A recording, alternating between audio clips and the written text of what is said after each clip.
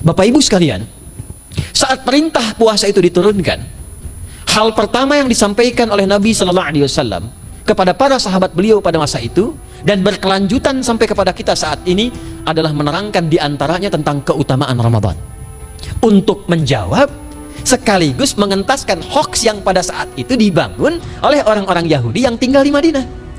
Jadi ketika mereka mengatakan orang Islam tuh nggak punya puasa, ikut kita, ini puasa yang hebat, puasa yang bagus, dijawab oleh Allah, turunlah perintah, ya ayyuhalladzina amanu kutiba alaikumus syiyam kama kutiba alal ladzina min qablikum la'allakum tattaqun.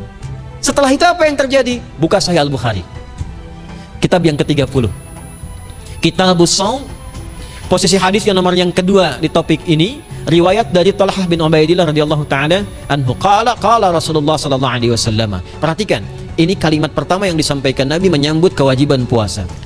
As-siyamu junnatun fala yarfuth wala yajhal wa ini mar'un qatalahu aw syatamahu falyaqul inni sha'imun marrataini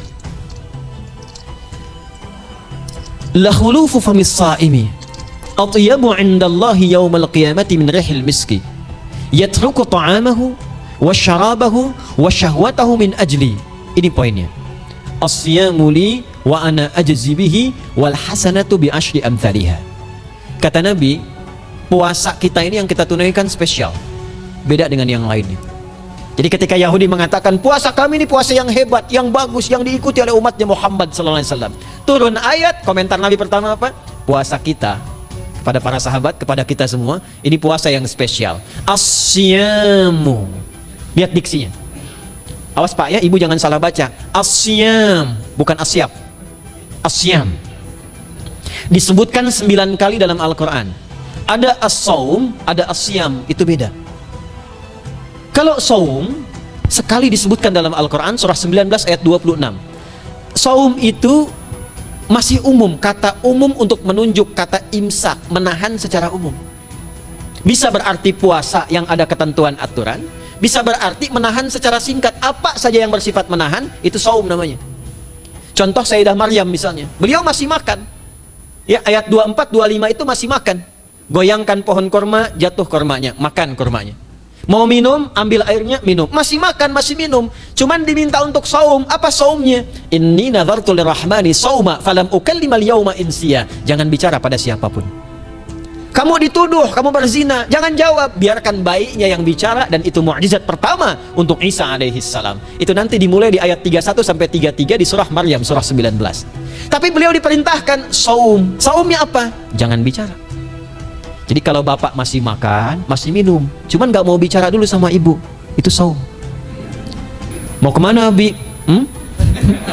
Kok gak jawab? Kenapa gak bicara? Sedang saum. Saum apa? Gak mau bicara sama mama. Itu bicara, contoh. Itu saum.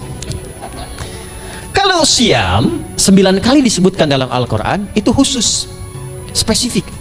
Ada aturannya, ada ketentuannya, nggak boleh sembarangan, nggak bisa kemudian seenak kita melakukannya, ada ketentuan yang dibuatnya dan itu harus diikuti. Begitu diikuti, maka keagungan dan keistimewaan ibadah itu akan dilekatkan pada pelakunya.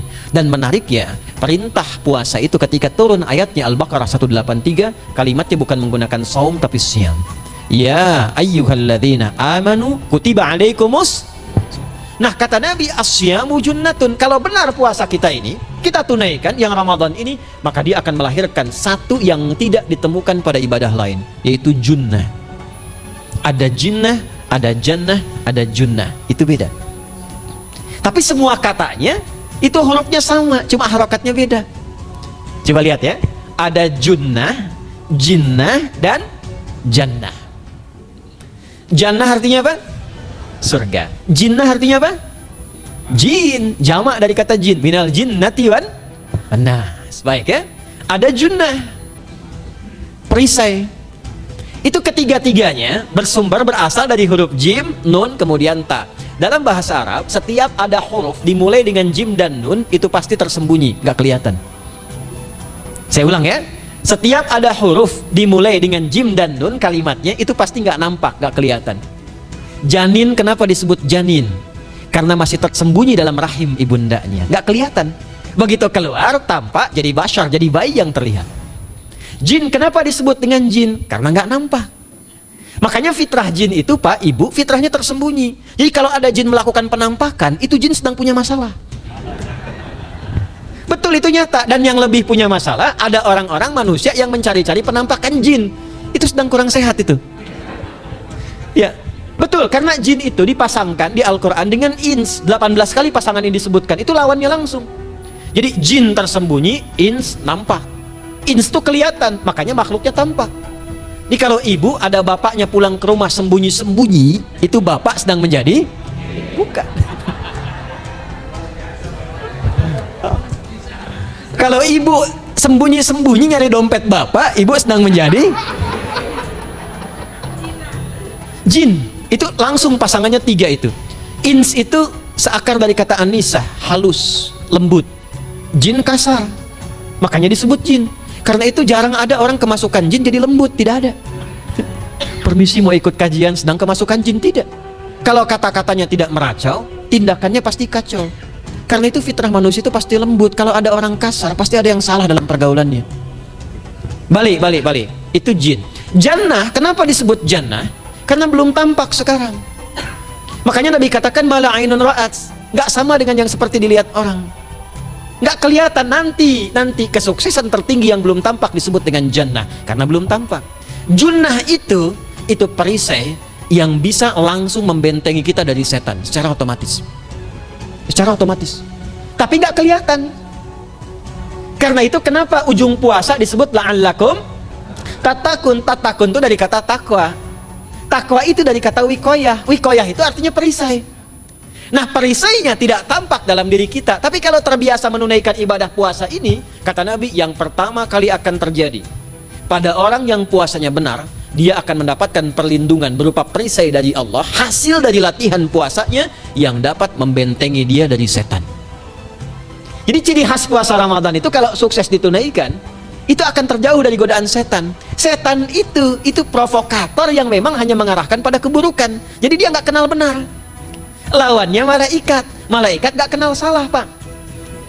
Nah, supaya terbentengi dari itu semua, kata Nabi SAW, kita itu dihadiahi sekarang oleh Allah satu ibadah yang kalau dilakukan ibadah itu akan mengakumulasi ibadah-ibadah yang lainnya, yang saat bersamaan dahsyatnya ibadah ini bisa menghadirkan junnah, perisai yang membentengi dari setan. Karena itu ketika dilakukan ibadahnya, saat yang bersamaan bisa ditahan maksiatnya, ditingkatkan amal solehnya.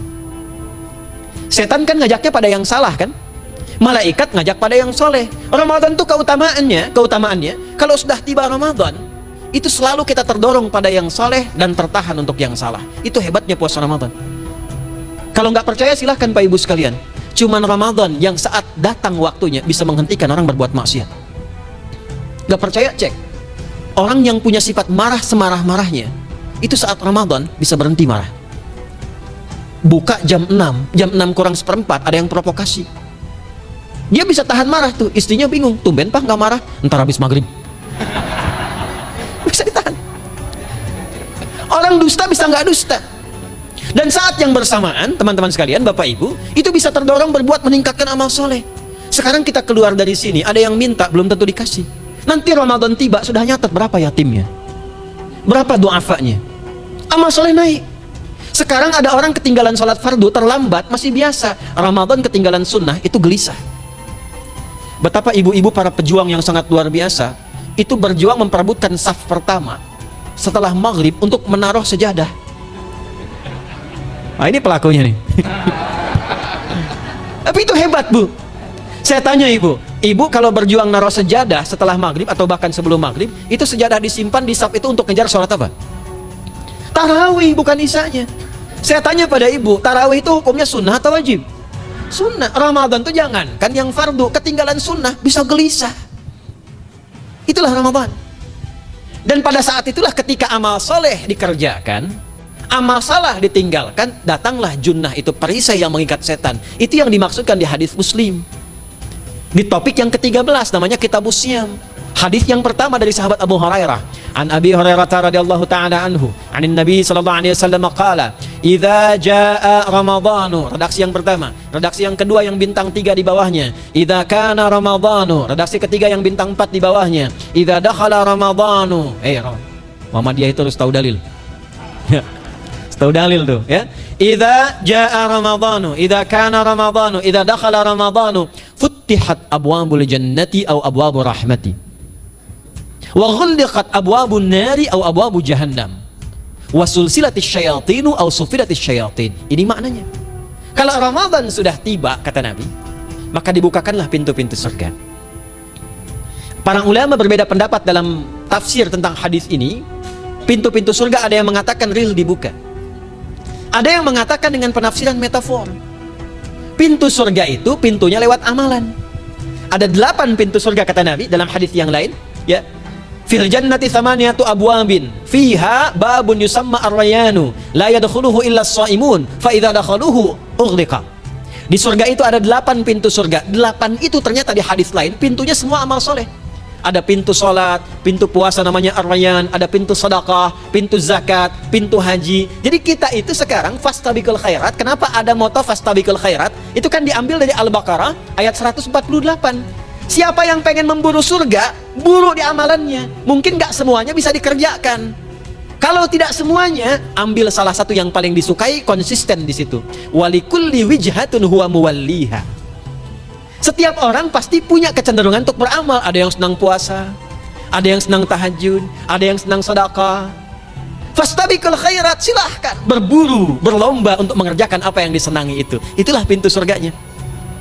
Nah, saat Ramadan, semua pintu surga itu dibuka, Pak. Makanya kita senang kerjakan, sholatnya meningkat, sedekah meningkat, ngaji Quran meningkat. Saat yang bersamaan, pintu neraka ditutup. Ada berapa pintu neraka? Ada berapa? Kalau pintu surga berapa tadi? 8. Hadisnya jelas, sahih dalilnya. Pintu neraka berapa? Bukan. Pilih. 6 atau 8? Yang 6 angkat tangan. Bukan 6, bukan 8, 7. Dalilnya apa? Dalilnya Quran surah Al-Hijr, surah ke-15 ayat ke-44. Surah ke-15 Al-Hijr ayat ke-44. Neraka ada 7 pintu. Dan dalam setiap pintunya nanti ada 19 malaikat yang menjaga. Alaiha tis'ata asyar. 7 pintu ini khusus Ramadan ditutup. Dan hati-hati, nama neraka itu ada 2 nanti. Neraka yang membakar, ini mungkin jadi baru informasinya bagi sementara orang. Neraka yang membakar dan neraka yang membekukan. Jadi ada 2 sifat. Saya ulang ya, neraka yang membakar dan neraka yang membekukan. Yang membakar disebut dengan Jahannam, yang membekukan disebut dengan Zamharir namanya. Zamharir. Jadi kalau ada orang masuk neraka, itu cuma 2 pilihannya, dibekukan atau dibakar. Jelas ya? Makanya kita dikasih pendahuluan, ada musim panas, musim dingin. Supaya merasakan, nih orang musim dingin nih pakai lapisan-lapisan baju. Musim panas cari pendingin. Kamu sekarang cari pendingin, kata Allah, di neraka nggak ada AC. Kamu sekarang pakai berlapis-lapis, di neraka beku. Jahannam itu nama apinya. Jadi nar yang membakar itu nama apinya Jahannam. Jahannam itu nama apinya untuk membedakan dengan api yang ada di dunia dan api yang bahan bakarnya jin dan setan saat diciptakan. Setan itu dicipta dari api. Ya, setan kan asalnya dari iblis, iblis dari jin. Setan Al-Baqarah ayat 36. Dari iblis Al-Baqarah 34. Iblis dari jin, Quran surah Al-Kahf ayat 50. Kana minal jinni fa fasaqa an amri rabbi. Jin dari api yang menyambar-nyambar, Quran surah 15 ayat 27. Wal janna khalaqnahu min naris samum. Karena narnya narus samum, maka apinya mesti beda. Karena itulah nanti nerakanya yang membakar disebut dengan Jahannam. Pintunya 7, namanya banyak. Ada sa'ir, ada lava, ada neraka hutamah. 7 pintu, besarnya disebut dengan Jahannam. Khusus Ramadan tutup. Ramadan tutup. Wasulsilati syayatin. Setan itu dibelenggu, diikat rapat. Bagi orang yang mau puasa, benar. Awas, hati-hati. Bagi orang yang mau puasa, benar. Karena itu kalimatnya asyamu junnatun. Kalau benar puasanya, metafornya amalan dia bisa mengikat setan. Tapi kalau puasanya nggak benar, tetap digoda juga. Makanya jangan heran, walaupun Ramadan tetap kotak infak ada yang hilang, sendal ada yang hilang. Karena puasanya bukan siam, puasanya saum. Sedangkan diksi Nabi yang mengatakan asyamu junnatun. Puasanya yang harus benar. Nanti kita belajar fikih setelah itu. Saya ingin pendahuluan dulu ya. Setelah itu apa yang kata Nabi katakan? Ini masih mukadimah ya kita ya. Ini luar biasa nih. Ya. Jadi keutamaan Ramadan itu dahsyatnya dengan puasa biasa. Kata Nabi, kalau orang benar puasanya, bebas dia dari setan. Bukan nggak digoda, Allah kasih benteng sehingga setan nggak tembus kepada dia. Itu satu. Itu keutamaan Ramadan. Dua, teruskan dulu langsung ke ujung hadisnya saja ya. Kalau yang tadi nanti latihannya fala yarfus fala yajal, itu latihan. Yang kedua, Allah langsung yang mengatakan dalam hadis qudsinya, asyamu li wa ana ajzi bihi. Khusus Ramadan, kalau ditunaikan dengan benar, maka semua yang puasa itu aku langsung yang memberikan takaran pahalanya. Sekarang kita hitung-hitungan dikit ya. Bapak Ibu kan senang hitung. Tadi bangun aja kan dihitung kan? Ya, dapatnya sekian, kurangnya sekian, ya, usahanya sekian. Sekarang kita ngitung pahala nih. Ada rumus hitung pahala dalam Al-Quran. Ya, saya tanya sebentar. Kalau satu kita kerjakan ibadah, pahalanya berapa? 10. Dalil. Apa dalilnya? Quran surah ke-6 ayat 160. Man jaa baik bil hasanati falahu asyru amthaliha. Siapa yang melakukan satu perbuatan hasanah. Hasanah itu perbuatan baik yang bernilai pahala. Itu hasanah namanya. Pahalanya disebut ajrun namanya. Lahum ajrun ghairu mamnun. Jadi perbuatan baik yang bernilai pahala disebut apa? Hasanah. Ya, eksekusinya, implementasinya disebut amal soleh. Pahalanya, hitungannya disebut ajrun namanya. Jamaknya disebut dengan ujur.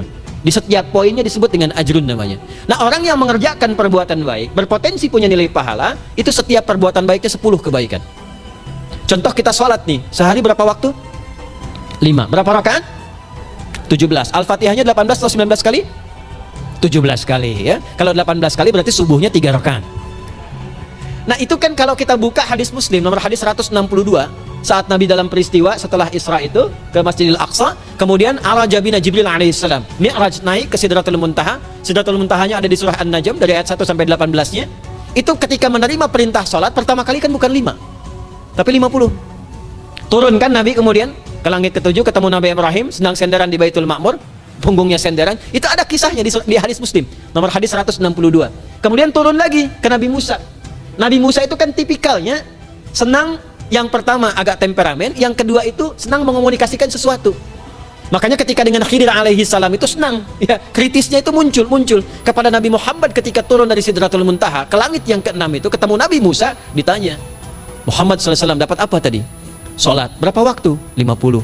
Kamu tahu nggak, umat saya itu kekar-kekar besar-besar, segitu aja nggak kuat, apalagi umat kamu yang kayak kita sekarang nih. Minta lagi diskon sama Allah katanya. Naik tuh, minta lagi. Singkatnya 9 kali naik. Setiap naik dikurangi 5.